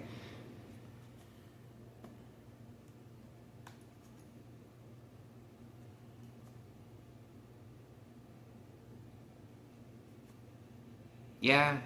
Holy fuck. You guys are saying he's mentally ill. He never went to school. He's never had a job. He completely fucking lost it. Okay. And illegally block his fucking Facebook. Okay. Frame him as a pedophile and a school shooter. It's like, okay, good leaders, are you guys fucking done yet? Okay, give me a fucking phone call. Okay, that's what I want more than anything. Security, give me a phone call saying, Lance, we finally fucking get it, okay? You were raped and tortured for 15 years. Facebook's illegally blocking your shit. Okay, you've got a criminal payee. Okay, you've got a criminal psychiatrist. Okay. You got a criminal abusive dad who's sitting in Hawaii drinking beer. Okay. That's what I want more than anything, okay? Again, I need to pay rent this month, but my criminal payee took the $1,500. So tomorrow morning I'm taking the bus to the Social Security office. Okay, look. Dignity is your value in life, okay? I may have more dignity than any other man on planet Earth. Okay. Again, I plan on lawsuiting Facebook for $3 trillion. Okay. If all they can give me is $5 million, I'll accept the $5 million, and I want you guys to be in debt to me. Okay, for the rest of your fucking lives. Yes, I do understand success. Okay. As soon as I get organized, I have a book that I'm going to write that should make about $5 million. Even right now, look, I have 3 manuscripts on hold right now, and I need $5,000 to publish each one of them. Well, that's the minimum publishing fee. If I want Supreme, I need $15,000 for each one, and I'd rather do Supreme, okay, than the minimum, okay? But like this book, The Quarrel of Zeus and Cupid, I wrote 3 stories, and Stone Cupid needs a shitload of work. Stupid Cupid needs a shitload of work, but Cupid's Arrow is a great story. Okay, so I want to work with a real publisher. I want to publish Cupid's Arrow and design a cool cover. And Cupid's Arrow is a Greek mythology book that should make me, you know, an easy couple $1 million. And I have another book that I'm trying to publish called, I have the manuscript ready, Who Wants to Go Fishing? That should make me an easy $5 million. The Facebook Diaries was projected to make me a couple $1 million already. Okay, I have a lot of dignity. Why does nobody want to work with me? I treat others the way I want to be treated. Yeah.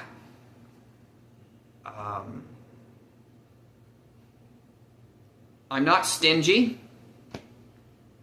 I like to give advice for a better life. Again, I'm someone who says it doesn't matter what I've been through in life. I will never try to make others go through it, mentally or physically. Okay. Why does no one want to work with me right now? I don't fucking get it. Who is everybody listening to? Yeah, you know, I'm, yeah, if there was, yeah, if there was a book publishing company that wanted to work with me, you know, I make $5 million. I'm not going to be shy to give people a $500,000 bonus. That's just me. That's me as a person. Okay. Yes, my entire life got fucked up. I don't want to fuck up everybody else's life. Okay. I actually enjoy hearing people that have a perfect life. Yeah, you know, some people, they don't go through anything in life, and they enjoy games, and they enjoy entertainment. I enjoy talking to people like that. I wish I could have that life. I don't want to take that from anybody. But there's good leaders trying to take that from everybody right now. I don't fucking get it. My life always sucked. Why do you guys keep trying to make my life suck even more? Okay. To this day, right now, you guys are trying to make my life suck. Okay.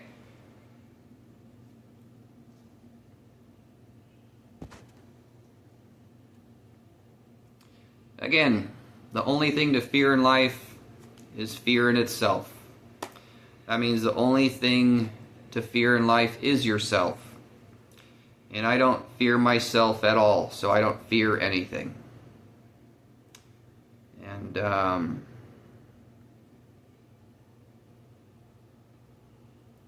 hopefully all the good leaders react correctly to this video. I'm going to shut this off. I'm going to walk to the grocery store to buy some ice cream with my last $15.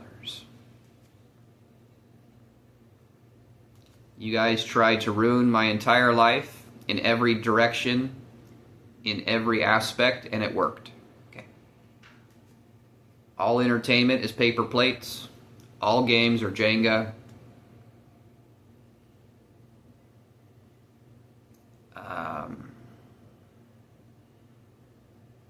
All food is pizza and bananas.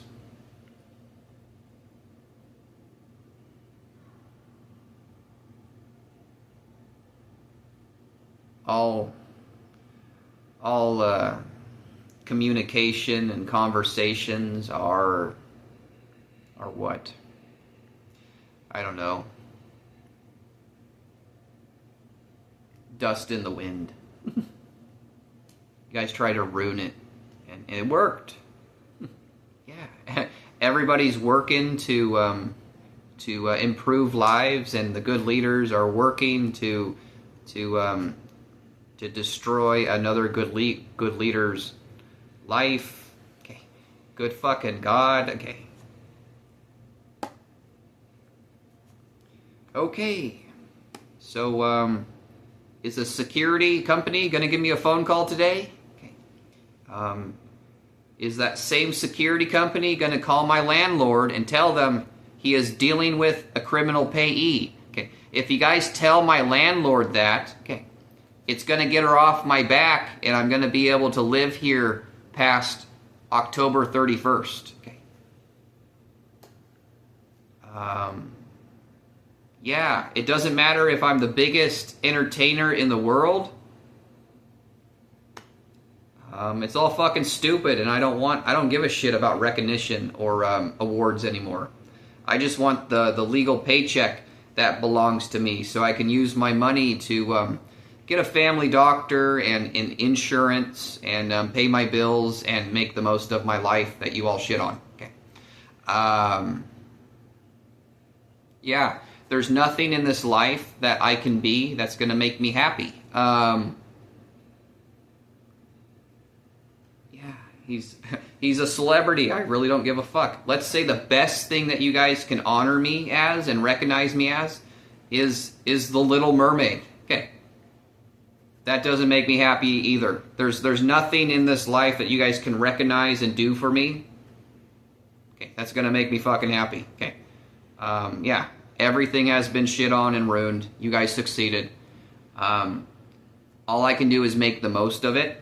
And yes, what I want more than anything is for security to call me and say, we understand that you're a rape victim and a torture victim, and you have a criminal payee and a criminal psychiatrist, and Facebook is illegally blocking your shit. That's what I want more than anything. After that, okay, I want that security system to call my landlords and say he's dealing with a criminal payee. Okay. After that, I want everyone to help me pay my fucking bill, my rent, and get me a car and get all the money that belongs to me. Okay, to me. Okay. I'm Lance Smith. Okay, I want the world to know that I'm a rape victim.